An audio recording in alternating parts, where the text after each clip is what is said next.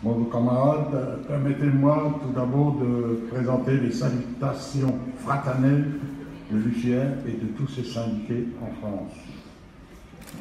Faut-il rappeler aujourd'hui que ce début du XXIe siècle n'a plus rien à voir avec le monde des années 80-90 et que l'Europe, tout comme la mondialisation, prenne une place de plus en plus déterminante dans notre activité syndicale.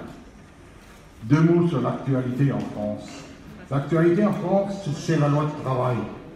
Et toutes les annonces du gouvernement et ses conséquences, le nouveau président Emmanuel Macron vise à transformer la société dans laquelle nous sommes avec la suppression des droits des travailleurs.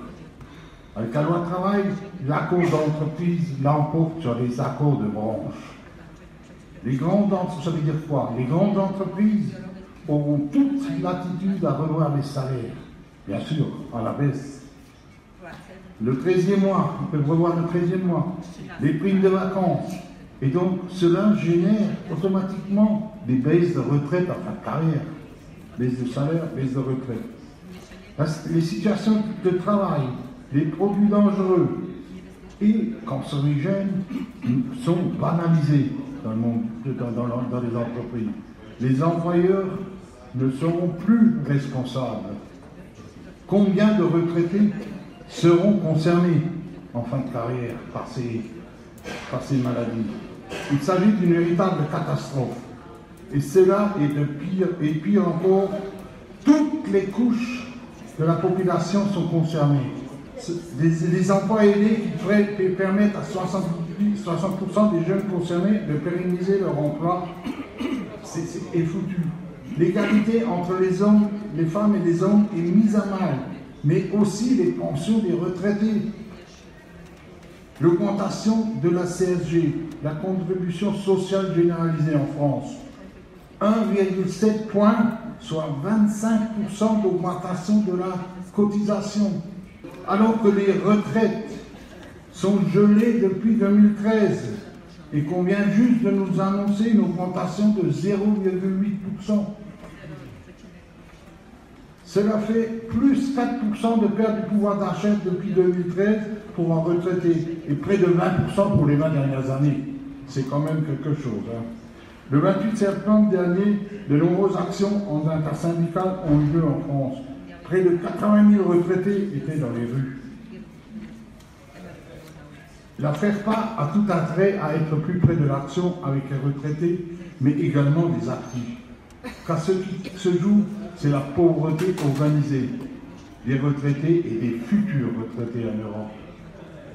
Durant ces 2 premières années de notre mandat à la FERPA, nous avons analysé, débattu des problèmes des retraités en Europe et dans nos pays respectifs. Nous avons, à l'unanimité, décidé et édité la charte des droits des personnes âgées. Cette charte dans laquelle nous exigeons le droit à la dignité, le droit au bien-être et le droit à la sécurité. Juste pour vous dire, Carla avait raison, il faut parler, il faut le montrer, il faut le publier. Il y a 15 jours, j'étais à Marseille, on a organisé un débat, il y avait une centaine de retraités présents, j'ai présenté la FERPA et la charte. Il y avait eu un débat extraordinaire sur cette charte, laquelle on peut encore améliorer, c'est sûr, mais il y a eu du débat. Nous intervenons aussi lors de cet AG le comité des femmes de la FERPA, dont l'activité et l'action doivent être plus visibles et lisibles, et que soient travaillées des questions qui préoccupent les femmes retraitées en Europe. Quelques mots sur l'ICE, pour revenir sur l'ICE et la perte d'autonomie sur laquelle nous travaillons depuis le congrès de Venise, dont les textes ont été rejetés, bien sûr, par la Commission européenne. Nous avons ensemble, dans les commissions exécutives, décidé de représenter de nouveaux textes, d'aller devant la juridiction européenne. Mais où en sommes-nous aujourd'hui? Est-ce que c'est encore d'actualité? Faut-il vraiment continuer? Posons-nous toutes ces questions. Aujourd'hui, l'UCR-CGT pense que nous avons assez réfléchi, assez discuté, assez écrit. L'action, camarades, devient nécessaire. Les récessions sociales et les plans d'austérité nous conduisent à réfléchir à notre activité syndicale en matière d'Europe et d'international, sachant que partout l'orientation reste toujours la même. Recul de l'âge de départ à la retraite, baisse des pensions, dégradation des services sociaux par le renforcement de leur privatisation. Il est urgent que les retraités et les salariés, au-delà de nos frontières avec leurs organisations syndicales, tissent des coopérations et agissent dans l'unité afin d'exiger des politiques alternatives, tant sur les droits qu'en matière de protection sociale et de paix. Le rôle de la FERPA est déterminant pour créer et mettre en œuvre des conditions d'une activité syndicale plus offensive. Une activité qui ne doit pas seulement analyser et dépeindre des situations, mais qui s'attaque au système, organise des actions communes.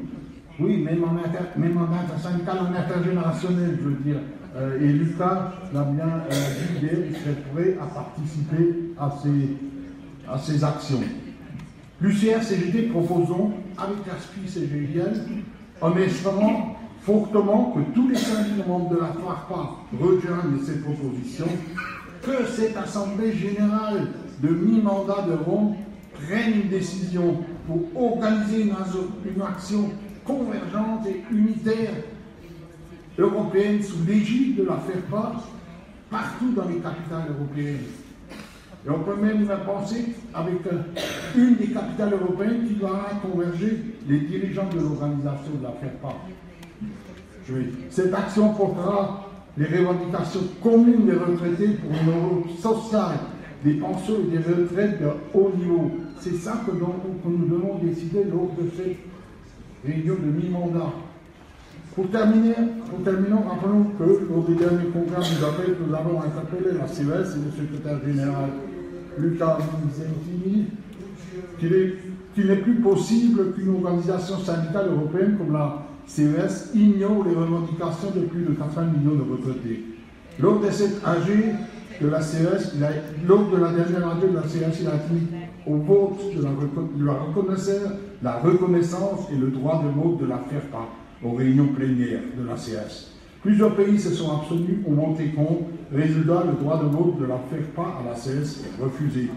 Les retraités ne sont pas considérés à la CES comme un élément du rapport de force afin de faire avancer notre conception d'une autre Europe, une Europe plus sociale.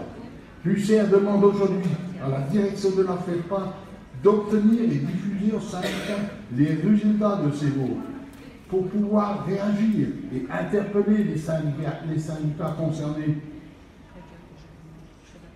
Et bien sûr, le représentant la demande lors du prochain congrès de la CES. La situation se dégrade continuellement en raison notamment de la mise en œuvre des plans d'austérité sur l'impulsion de la Commission européenne, de la Banque centrale européenne et du FMI. Dans le document proposé par la FERPA, il faudra quelques petites rectifications. Déjà, rajouter l'initiative, si on la décide aujourd'hui, il faut rajouter cette initiative, cette action qu'on mènera en 2018, j'espère quand même au printemps, plutôt qu'à l'automne, mais également de parler de renforcement.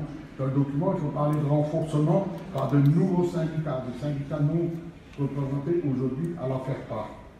En réponse à ces nécessités, à chacun de s'engager pour contribuer à faire pleinement de la FERPA un outil au service des convergences revendicatives et européennes. Oui, camarades, après 40 ans de travail, de labeur, nous retraités et futurs retraités, nous avons mérité de vivre dignement notre vieillesse. Merci. Merci, Pierre. Bon, les joueurs, je vais vous laisser parler.